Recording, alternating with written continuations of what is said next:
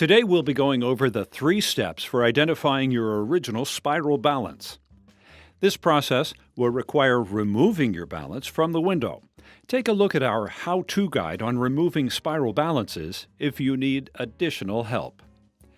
First, take a photo of the tip of your spiral balance where the spiral extends from the tube.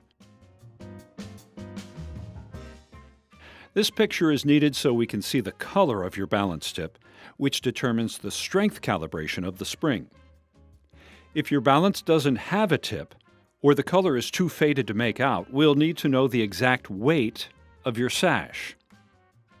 Next, measure the length of the tube of your balance in inches.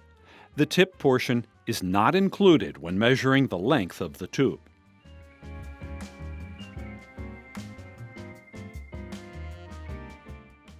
Last, we'll need the diameter of the outer tube of your spiral balance. The diameter of the tube is typically 3/8 or 5/8 inches. It may actually measure 9/16, but it's considered 5/8 in the trade.